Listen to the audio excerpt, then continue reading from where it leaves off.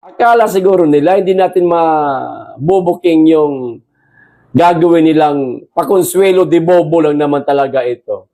Di ba? Hindi yan ang gusto ng mga tao, mga tanga. Ang gusto ng mga tao, makulong din yang si Martin Romualdez.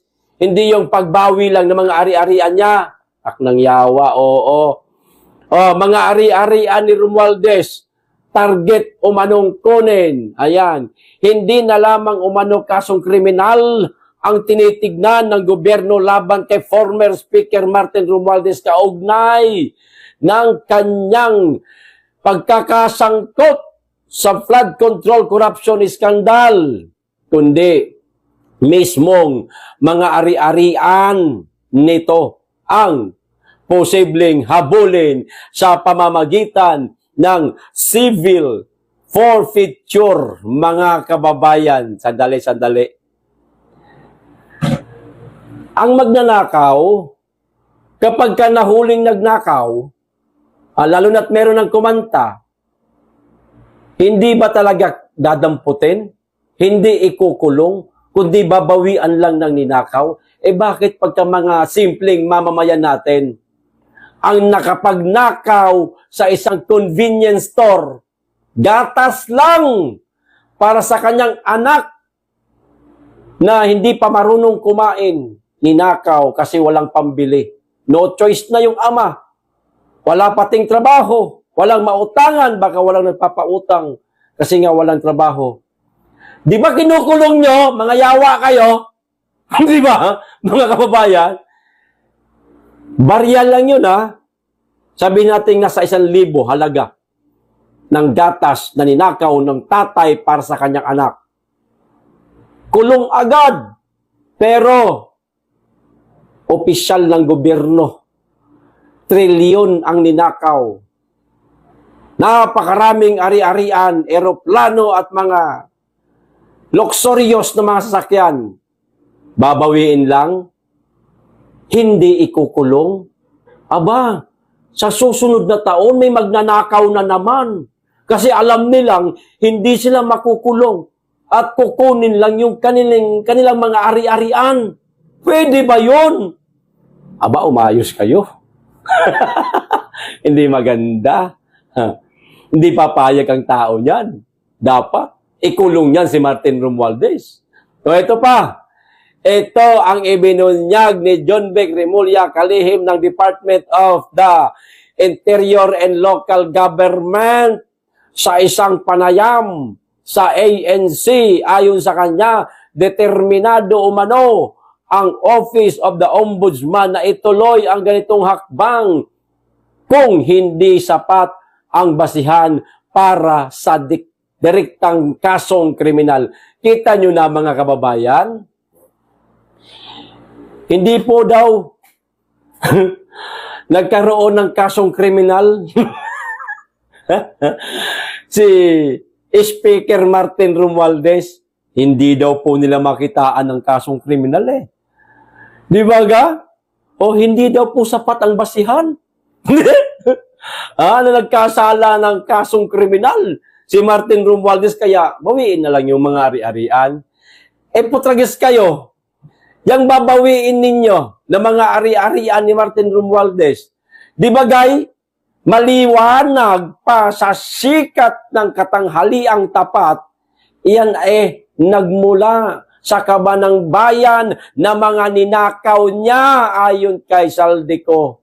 Di ba, mga kababayan? Tapos pinamili niya ng mga napakaraming air assets, mga sports car. Nagnakaw, hindi. Nagnakaw.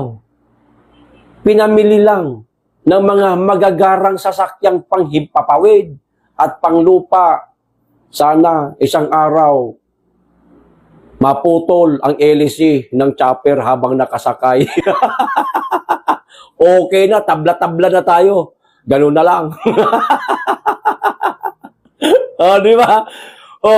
Ito ay mismo sinabi ni Remulla, if we cannot get him criminally, then we will get his asset. Ayan Yun na po. Tagalog, kung hindi naman siya makuha sa kasong kriminal, Kukunin naman ang kanyang mga ari-arian. Tropa mo Arbor ang kinalabasan, mga kababayan. Aarborin nila si Martin Romualdez. Ang tindi mo. Ombudsman at DILG Secretary John Vic Remulla.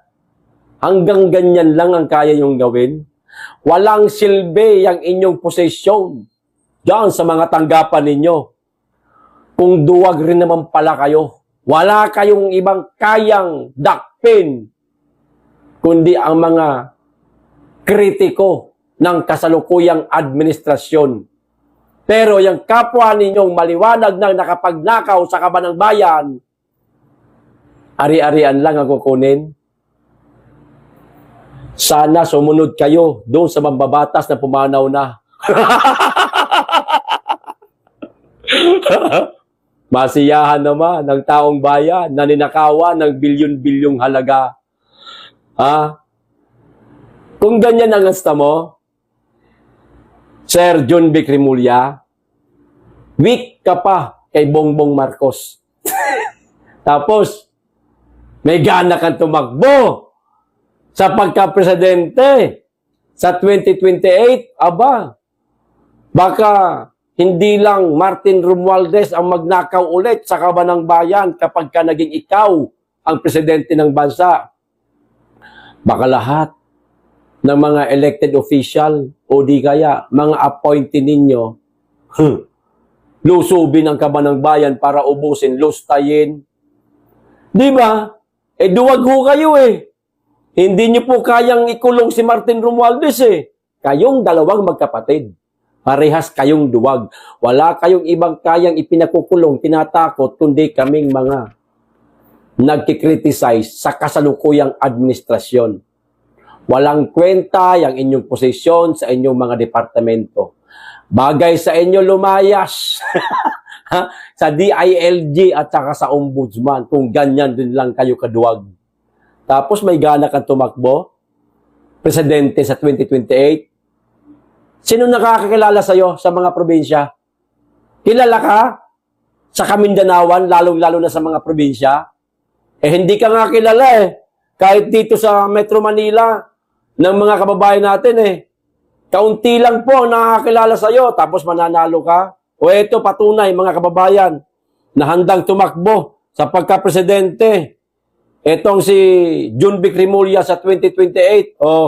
Interior and Local Government Secretary John Vic Remulla said on Monday, he may seek the presidency in 2028. Mga kababayan, tandaan po natin, mind conditioning na po ito. Mina-mind condition na po nila tayo, mga kababayan. At hindi po imposibleng hindi manalo ito. Mananalo ho ito, lalo na kanila po ngayon ang administrasyon. Siguradong palulusitin nila yan, mga kababayan. Huwag lang manalo ang isang Inday Sara at ingatan ang kaban ng bayan ng ating BP Inday Sara. Sana pag siya ay nanalo, mga kababayan, pag sila po nanalo, sigurado limas ang kaban ng bayan. Ayaw ho talaga nilang maupo si Inday kasi bantay sarado ho ang kaban ng bayan. Walang makakapagnakaw. Baka nga pati sila balikan pa ni Inday kapag nanalo yan. Maraming babalikan sana si Inday Sigurado ako dyan pag nanalo yan. Kaso, ayaw ho talaga nilang ipanalo si Inday. Ayaw po nilang paupuin. Posible pong manalo si John Vic sa 2028. Posible. Malaki po ang posibilidad, mga kababayan. Baling-bali na po ang batas sa Pilipinas. Kumanda na lamang po tayo sa 2028. Pero manalangin pa rin po tayo, mga kababayan, na huwag manalo itong mga mapagsamantala sa bayan at sa kaban ng bayan. Manalangin po tayo. Yan po ang pinaka mainam na sandata po ng mga masang Pilipino. Kasi kung napapansin po ninyo, Wala na pong kakampi ang taong bayan. Ang AFP nasa kanila na. Ang PNP nasa kanila na. Naglilingkod na po sila. Sa palagay ko lang pasintabi, mga kasundaluhan, mga kapulisan, yan po ang napapansin ng karamihang mga Pilipino. Lalong-lalo na yung mga matataas ang ranggo, mga general, naglilingkod na sa mga politicians, hindi na sa bayan, hindi na sa ating mga kababayan, mga ka-PL. Kaya manalangin na lang ho tayo. Sa 2028 sana, manalo po ang ating pangalawang Pangulo, BP Inday Sara. O ito pa, isang balita, mga kababayan. Kahit paano, good news po ito. Mas lalo po tayo manalangin para po sa ating Tatay Digong, mga kababayan. Ayan na, pakahaba, pasensya na po. Ayan, medyo mahaba-haba po ito. Maganda basahin ko po ito lahat para maunawaan ho ninyo ang buong konteksto nitong sinasabi ng ICC, mga kababayan. Mababang bilang ng biktima sa kaso ni Duterte, iniulat ng ICC. Sino daw po nagulat? ICC. Ano daw uli? Mababa daw po ang bilang ng biktima sa kaso ni Duterte. Medyo magulo, PL. O eto, basahin natin para maunawaan po nating lahat. Muling napatunayan sa mga huling ulat mula sa The Hague na tila marupok at kulang sa tibay na basihan ang mga akusasyong ibinabato laban kay dating Pangulong Rodrigo Duterte sa kabila ng ingay ng mga kritiko at mahabang panahon ng investigasyon. Inamin mismo, mga kababayan, inamin mismo ng ICC registry sa kanilang ulat nitong Desyembre 19, 2025, mga kababayan, na nasa 303 pa lamang ang aplikanteng nagnanais lumahok sa kaso. Isang bilang na malayong-malayo sa pinangalandakang libo-libo di umano ang biktima sa kanyang administrasyon. Di ba yan po ang iniingay nila?